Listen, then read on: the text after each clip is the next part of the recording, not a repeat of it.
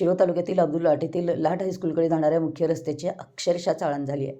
विद्यार्थी व पालक येथील नागरिकांना दररोज चिखलवाट तुडवत शाळेचा रस्ता पार करावा लागतोय. या रस्त्याच्या दुरावस्थेकडे प्रशासन व लोकप्रतिनिधींकडून सातत्यानं दुर्लक्ष होत असल्यामुळे ग्रामस्थांमध्ये तीव्र नाराजी आहे.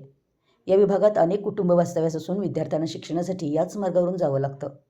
हा रस्ता दयनीय स्थितीत आहे. रस्त्यावर पडलेले खड्डे, साचलेलं पाणी यामुळे वाहनं घसरून अपघाताची शक्यता वाढली आहे. काही वेळा एखादी व्यक्ती आजारी पडल्यास तिला दवाखान्यात नेणंही कठीण होतं. शिरोळ तालुक्याचा विकास करणारे पंचायत समितीचे सभापतीचे घर देखील याच मार्गावर आहे. याच मार्गावरून सभापतींची गाडी ये जा करत असते, मात्र तरीही त्यांना रस्त्यावरील खड्डे दिसत नसतील काय, असा सवाल उपस्थित होत असून सभापती साहेब जरा बाहेर गाडीमधून खाली उतरून या रस्त्यावरून चालून बघा. येथील शाळेच्या विद्यार्थ्यांना किती त्रास सहन करावा लागतो. पावसाळ्यात तर अक्षरशः या मार्गावर डबकं तयार होतं. याच पाण्याच्या डबक्यातून शाळेच्या मुलांना रस्ता शोधावा लागतो आणि त्यातच त्यांचे शाळेचे कपडे देखील खराब होत असतात. त्यामुळे इथे कोणी रस्ता करता काय रस्ता अशी विचारणा होते.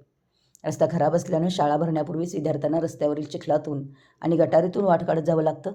या बिकट परिस्थितीमुळे विद्यार्थ्यांच्या जीवाचा धोका निर्माण झाला असून त्यांच्या शिक्षणावर मोठा परिणाम होतो आहे. पावसाळ्यात तर हा रस्ता चिखलाचं साम्राज्य बनलं आहे. रस्त्याच्या दुरावस्थेमुळे विद्यार्थी, पालक व नागरिकांच्या मध्ये प्रचंड संताप व्यक्त केला जातो आहे. अनेकदा पाठपुरावा करूनही संबंधित विभाग आणि लोकप्रतिनिधी दुर्लक्ष करत असल्याचा आरोप केला जातो आहे.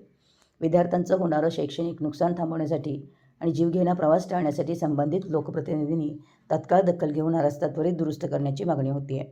मराठी न्यूजसाठी अब्दुल लाटहून संदीप अडसूळ.